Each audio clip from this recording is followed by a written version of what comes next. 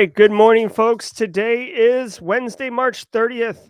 Welcome to First Things First, Simply Cyber's daily morning cybersecurity threat briefing.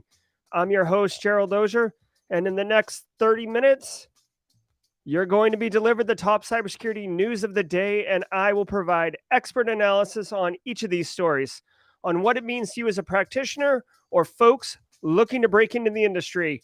Shout out and thanks to this stream sponsor, Barricade Cyber Solutions, your partner for incident response, ransomware protection, and business recovery. Eric Taylor and his group over at Barricade are awesome, especially at handling when bad stuff happens, right? Right of boom. If you are live with us, love it. Thanks for being here. If you are on replay, thanks for catching the stream. And if you want to jump right to the news, when the ticker in that corner gets to 000, we will start. So you can scrub to the right and dive right in. But for the next 2 minutes and 09 seconds, I'll be welcoming folks into the stream. Thank you all for being here. Good morning, Carrie. Hey, InfoSec Live, I see you. Bill Green, Southeast Missouri in the house. Very nice. Hey, we see some people on Twitch. Good to see you there.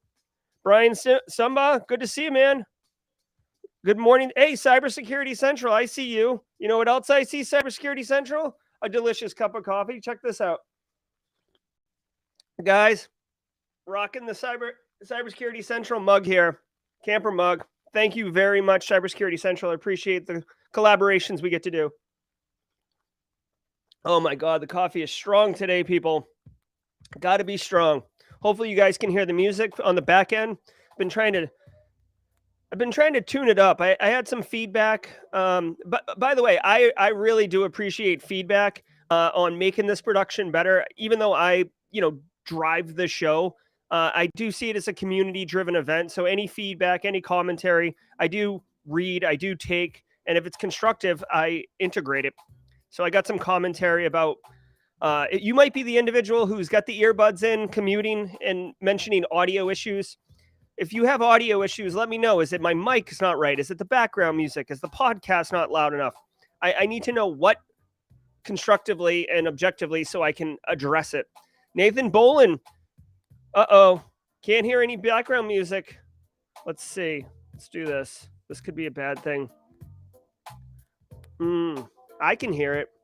You guys can hear me. Let's see. Well, we're going to find out when I start that podcast. If you guys don't hear it, we're going to have a major issue, but we'll handle it. Let's see. The mic looks good. The mic is hot. We're going to go for it. Coming through faintly now. Oh, all right. I see you. Let's do this. I mean, I really don't want it to be like a dance party in here. It's just supposed to be kind of ambiance in the background. That's fine. Hey, Brian, good to see you. All right, guys, we are at 000. It's that time of the day. Bass, Casey Gaska, gave me some pro tips from an audio engineer. I need to use masking tape and a pen to mark off where to put the audio for the music and the podcast. Guys, it's hump day. Let's get into the news and absolutely just dominate today, okay? Let's go. Oh, by the way, if you're new here and you don't know, although you guys hear me say it every day, if you want to play along, go to cisoseries.com. David Spark, his entire team over there, they put together the podcast every single day, which allows us to piggyback on it and be able to produce First Things First. So special thanks and thank you to David Spark and the CISO Series group. So cisoseries.com if you want to do this on your own time. Let's get into it. From the CISO Series, it's cybersecurity headlines. It's Wednesday, March 30th, 2022. Ukraine destroys panic-spreading bot farms.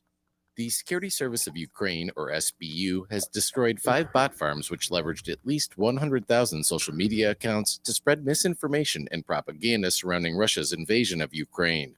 SBU investigators seized over 100 GSM gateway devices, nearly 10,000 SIM cards, laptops, and other computing equipment. However, investigators have not yet reported any arrests.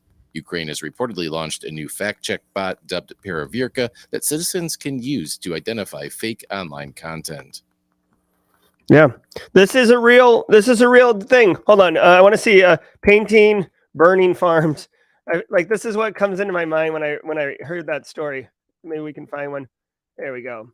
Like this is this is what's going on. This right here. Well, this is not exactly what's going on, but it's close. Listen, bot farms can be used to spread information. And one of the really important things, because guys, we are information security practitioners. I know we use the term cyber because it's more mainstream adopted, but at the end of the day, we are information security practitioners. We protect information, and we help detect information and use information as a weapon and as an asset, as a resource. So misinformation, disinformation, that's all within the same wheelhouse. If you see some trolls online, you might think like, oh, that's a troll account, whatever. But like, listen to this. This is 100,000 fake accounts.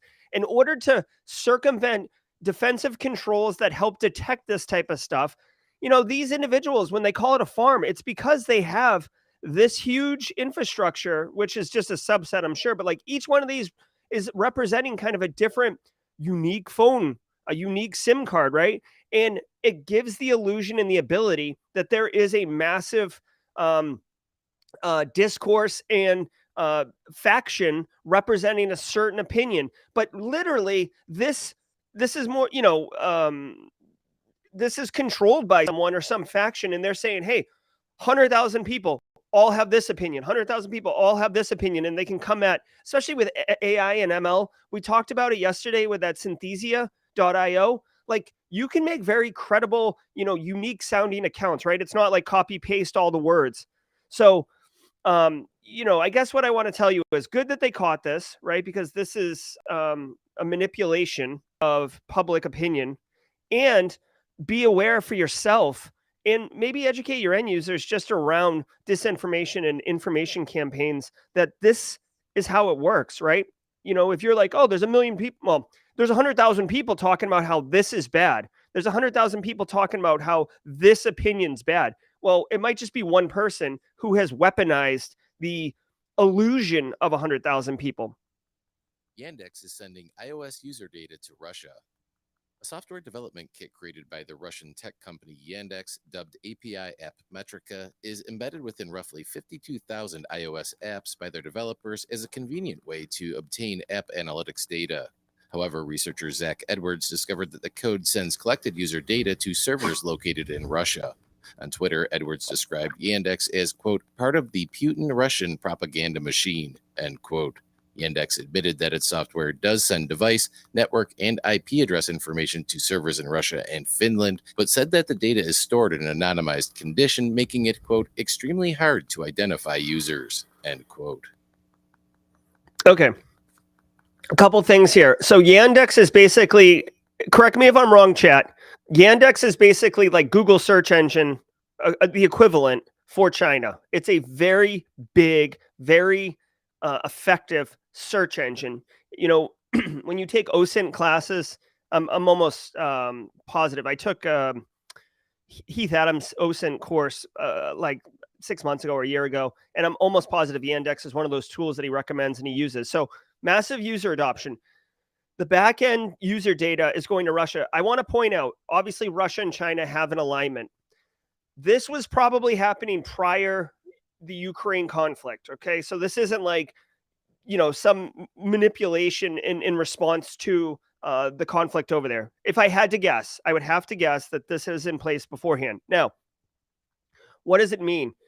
Well, they said that it's anonymized data and it's very difficult to kind of map it. But here's the thing, guys. If you watched the, kind of these documentaries, like the social experiment, the Cambridge Analytica one, like sometimes it's not about, what type of ice cream Brian likes. Okay. Sometimes it's more like, what is the general vibe of this kind of faction around this particular topic? And is it aligned with what we want? It's not aligned. Let's address that. Getting this type of user data, right? It's not about the individual. And this is the argument around privacy that a lot of people miss. It's not about you and what you like to do.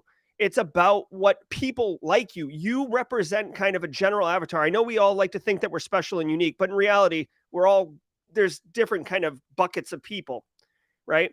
And if you can see a bucket of people that you're interested in not having an aligned opinion with you, or even worse, like outwardly protesting or rejecting you or your ideas or your regime or whatever, you can take action on it. It's actionable intel. And that's why I think Russia or any country, frankly, would be interested in that type of information. And that's what I suspect is going on. I'll be interested to watch chat afterwards to see what y'all think. Ronin network victimized in record-breaking crypto heist. Sky Mavis, who is the producer of the Axie Infinity blockchain game, has reported that a hacker has stolen a record-breaking $617 million in Ethereum and USDC tokens from the game's Ronin network bridge, which serves as a way to transfer ERC20 tokens between the Ethereum and Ronin blockchains. The threat actor was able to gain control over 5 of Ronin's validator signatures needed to withdraw cryptocurrency from the bridge. While the attack occurred back on May 23rd, Sky Mavis just discovered the issue on Tuesday when a user unsuccessfully attempted to withdraw 5,000 Ethereum from the bridge. Sky Mavis has shut down the Ronin bridge and Katana DEX as they continue to investigate the attack. First of all, 5,000 Ethereum trying to take that transaction out? Woo! Straight cash, homie. Yeah, seriously.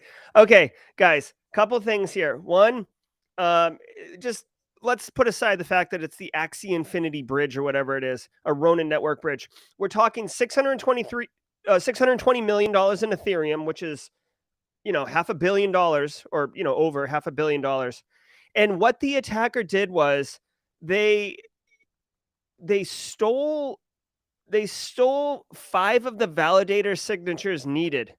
Okay, so I don't know if these are files, but let's assume they're signatures. Like it says signature, so I'm thinking certificate, like PKI certificates.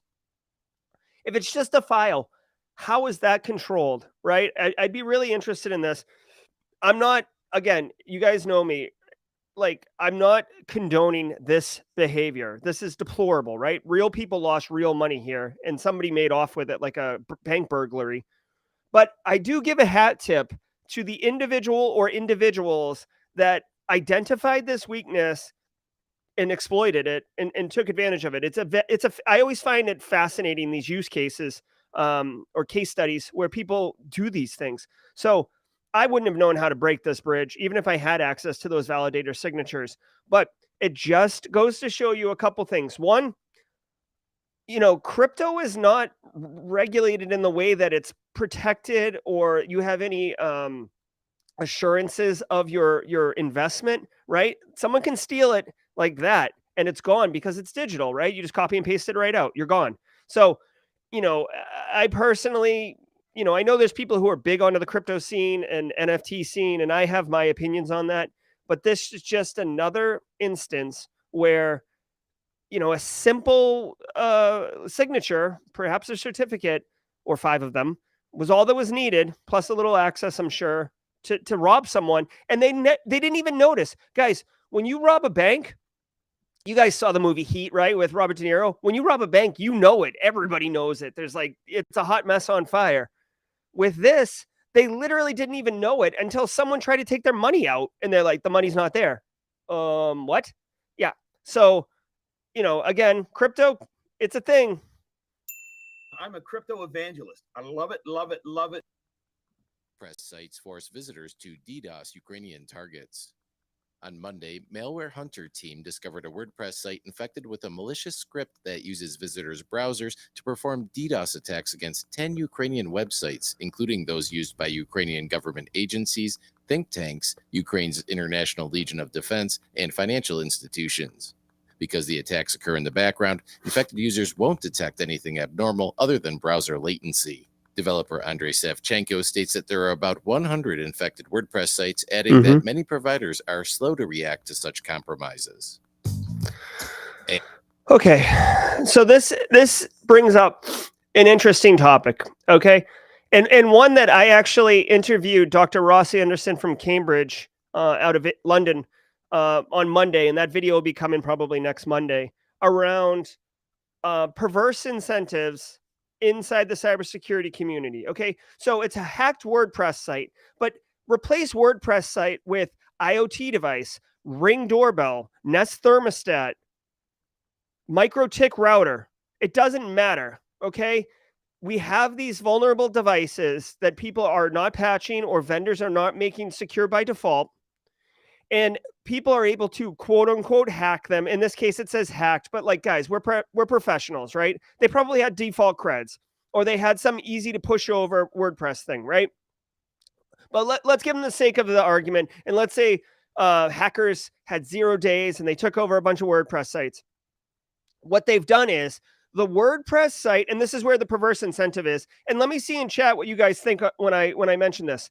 The perverse incentive is that my WordPress site gets hacked, and now it can be used to send traffic to a target that the controller or the bot farmer controls, right? So like, let's say all of us, there's 79 of us here. We're all got WordPress sites. We all get compromised. We're all sending traffic to some target. We'll call it the Ukrainian National Bank, right? To DDoS it. Our WordPress site still works. Our users can still go to the WordPress site. Our podcast is still hosted on our WordPress site. We do not experience a degradation in performance or availability of our service. Do we care? Do we care that our machine, our WordPress site is compromised and is being used as a weapon by someone else? I know because it's Ukrainian, it's got a much more emotional geopolitical angle, but let's just say it was used to bring down the Oscars website. Okay. Do you care? And honestly, like your site still works. And this is part of the problem is in this case that those WordPress sites still work. So it's almost like a, some type of thing that's there that isn't really causing you personally problem. So you're less likely to do something. So anyways, long story short, you should keep your WordPress sites tight, patched, disable plugins that are not there. Be aware of WordPress sites because Carl in R&D likes to stand up his own WordPress site from time to time. Just be aware of those. They are shadow IT and they're notoriously compromised. Now, exploited to infect VMware Horizon servers. On Tuesday, researchers from Sophos revealed that the now infamous 10.0 severity remote code execution vuln Log4Shell is being actively exploited to deliver malware to unpatched VMware Horizon servers. The researchers say the attackers are deploying remote monitoring packages, a Terra agent or Splashtop streamer, as well as an offensive security implant called Silver to serve as backdoors. The attackers have also been observed deploying 4 different Monero crypto miners to exploited machines. Finally, the researchers uncovered evidence of reverse shell deployment designed to collect device and backup information. Although Log4Shell patches were released back in December 2021, sadly, many internet-facing servers have not yet been updated. Yep. Okay, so Log4Shell, the much heralded vulnerability to burn down the internet from December 2021, finally gets some action, right? It finally gets its time in the sun. Okay, Log4Shell infections for VMware Horizon is being discovered. There are patches available for VMware Horizon. I am not a VMware Horizon expert or knowledgeable, so I don't know how pervasive it is of these devices being internet facing. If they're internet facing and your IT staff is not making it a priority to patch this from a patch that came out 4 months ago, that is a hot problem. Okay. I understand sometimes you can't do it, but if you can do it and you're choosing not to, that's a problem. And if you have it in your environment and you don't have IT staff or you outsource to MSP for some reason, but you have Horizon, VMware Horizon, you may want to evaluate that. Now, 2 other things that I want to touch on. 3 backdoors and 4 miners. These 2 threats are wildly different. Backdoor, this is a persistence mechanism for threat actors to come in and go out whenever they want. And you do not want threat actors having an open door into your environment. If I discovered a backdoor, that is like a activate IR, let's get this machine offline, do forensics if we have the time, and shore up whatever the initial infection vector was. The miners, though, and this is true, the miners, although it sucks that threat actors are using my corporate resources to mine Bitcoin, Monero, Ethereum, whatever, it is less of a concern of mine and of other practitioners, frankly, to address the miners, right? Paul Imey over at Soteria and I had a conversation last year, and he was like, I don't know why guys are doing ransomware. Like, there's so much more money and so much lower risk and long-term value by just dropping miners everywhere. If you can get into an environment that drop ransomware, drop miners everywhere, because it doesn't rise to the level of concern for practitioners to address those miners. I'm not saying that you like having them, but they're like the WordPress sites that are doing DDoS. Like, when your machine's mining, you can still access email. You can still do the things you need to do business. It doesn't block you. So, long story short, the backdoors, that's going to get rectified immediately. The miners, less likely. Log4Shell, patch your stuff. WiseCam flaw lets hackers remotely access saved videos. A WiseCam internet camera bug, which has not yet been assigned a CVE identifier, allows remote users to access the contents of the SD card in the camera via a web server listening on port 80 without the need to authenticate. The SD card stores the camera's video, images, and audio recordings, but can also include other user information. Additionally, the SD card stores all the device's log files, which contain the device's unique identifier as well as its AES encryption key. The flaw was reported to the vendor by Bitdefender researchers in March of 2019, but was only just fixed by Wise on January 29th of this year. Security updates have been made available for WiseCam versions 2 and 3, with no plans to issue fixes for version 1. Okay, so if you own one of these Wise cameras, just saying, some people own them, make sure that you address this, okay? I will give a shout out. The Wise camera I use for lab work and for demonstrating some interesting stuff to my students. Basically how you can do a wireless packet injection to knock a wireless camera off the network. But still, this is a piece of tech in my environment. It's obviously turned off right now. But if you have these Wise cameras, if you're using them, take heed. Guys, it's super easy. It's super easy to acquire technology, right? Amazon, instant buy. Amazon, put it in my cart, buy. CDW, buy, right? Yes, this is cool. Buy. But every time you introduce a new piece of tech into your environment, you need to be cognizant of it and manage it, right? I know, guys, asset inventory, the number one control in the CIS 18. It's boring. It's so boring. Oh, asset inventory sucks. Here's the deal. The reason asset inventory is important, yeah, I know we have 50 Windows laptops in our environment and one database server and one AD server, but do you know that we have 8 Wise cameras and a Ring doorbell and all these other things on our network? You need to be cognizant of it, and that's why this is an exact reason why asset inventory is important, because when you see a story like this come up in the daily threat briefing, you got to know whether or not this applies to you. For those who are on chat who don't have a Wise cam in their environment, you write this off as like, oh, that's interesting. Next, So anyways, that's just the point. 1 in 4 employees who fell victim to cyber attacks lost their jobs. According to new data from Tessian, over the past 12 months, 1 in 4 employees lost their job after making a mistake that compromised their company's security.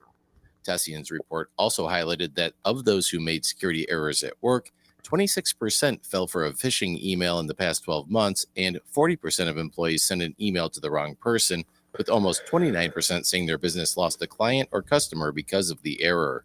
Half of those employees said that they sent emails to the wrong person due to pressure to send the email quickly, while over 40% of the phishing attack victims cited distraction and fatigue as the root cause. The report also highlighted a 5% uptick in employees who indicated they did not report security incidents versus the prior year's report.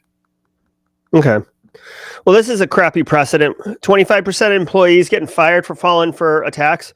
Guys, this isn't good. I will add some, context to this. 25% is really high, but if you are an individual that has fallen for multiple attacks, that is a problem, right? So I'm not saying nobody should be fired for these things, but if you fell for like 3 or 4 or 5 or 6 attacks, you obviously don't get it, and you are a liability. And obviously, we're going to try to take action to educate you, rectify the problem. But if ultimately it's not working, I mean, obviously it's a business decision, but it's a risk versus reward, right? Are you presenting too great a risk to the organization? Usually information security people, the chief information security officer, we just advise the business. So we don't fire Carl. We just tell the COO, frankly, that Carl is a liability and a high risk. And then you take some type of like performance improvement plan and try to get it rectified. So don't think that like you accidentally fall for a fish and then you get immediately fired. Also, in some of these tech startups, big business, if you lose a big customer, let's say Walmart is one of your customers and you lose Walmart, that could be a pretty devastating hit to your bottom line. They do say that people send the email because they feel rushed or they're burnt out and fatigued. These are all the things that threat actors know. And that's why they send emails that say, I need you to wire this money now. I'm about to go into a meeting. And if the money doesn't show up, the deal falls through and you will be fired, just like Carl in accounting. Do you understand how threat actors can leverage this story to further propagate their attacks? Because people are going to hear this or read this, or we're going to talk about it. And now people are going to be more freaked out when it comes to those urgent emails. Dental practice fined for sharing patient data on social media. The U.S. Department of Health and Human Services Office for Civil Rights has slapped a dental practice in North Carolina with a $50,000 fine after disclosing a patient's protected health information online.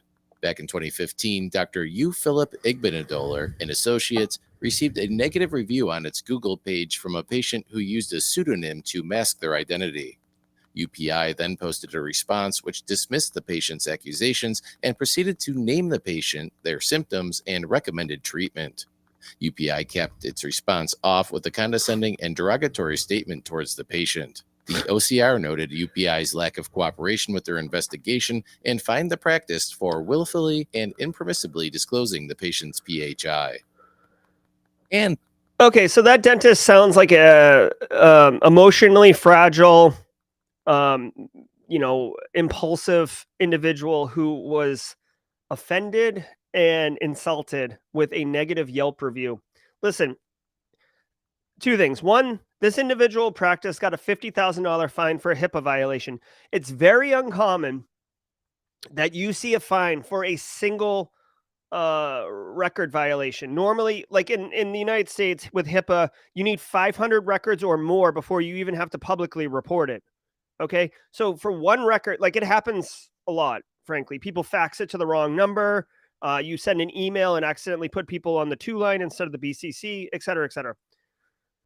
This individual, one of the key things they said here was that they did not cooperate with HHS OCR, Office of Civil Rights, the ones who are doing the investigation of the submitted claim by the victim. If you're not going to cooperate with the U.S. government when they're investigating you for a regulatory violation, you can bet they're going to slap you as hard as they can. Will Smith style. All right, that's a topical joke.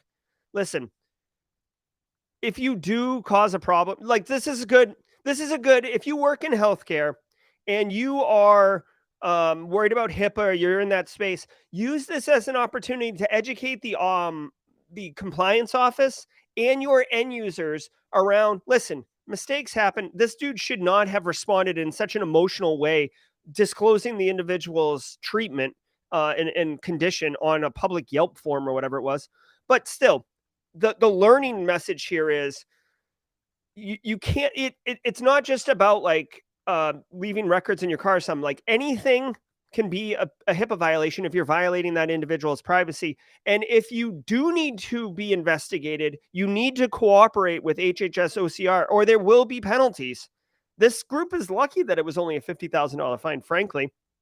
Usually HHS OCR, their fines are commensurate with your revenue, right? So like a multi-billion-dollar company getting a $50,000 fine is not going to do anything. So like they would have a higher fine for the same kind of offense, just in case you're wondering. Okay. So that is going to do it for today's, let me do this. That's going to do it for today's first things first. I appreciate you all being here. Really quick, tomorrow, Thursday at 4:30, tomorrow at 8:30 a.m. Eastern Standard Time, Java with Josh Mason will be doing INE eLearn Security Lab walkthrough. So if you're a pen tester, a spying offensive security professional, Josh has got a great demeanor. He does good work. He's a professional educator, so he knows what he's doing when it comes to educating. So consider checking out that. You can go to Cyber Insecurity on YouTube to pull that up. Also, our very good friend Jack Scott with Outpost Gray tomorrow at 3:30 p.m. We'll be talking how to negotiate with the cyber threat actor. Guys, if you get a ransomware note, you either want to know what to do or you want to bring in an expert who knows what to do. You definitely do not want to start a conversation with a threat actor as far as like lowering your ransom amount or getting the keys back. And finally, if you want to get into reverse engineering, learn about malware analysis, and have a really great conversation with Dr. Josh Stroshine, consider coming over to Simply Cyber, this channel. Tomorrow at 4:30 p.m. Eastern Standard Time, Josh is going to be talking about malware analysis, reverse engineering as a profession, what tools we use, what skills you need. But then, this is the best part. Live, we're going to have him rip open a binary, look at some interesting stuff, kind of talk through his workflow, and generally give a very interesting live demo. So I'm definitely excited about that.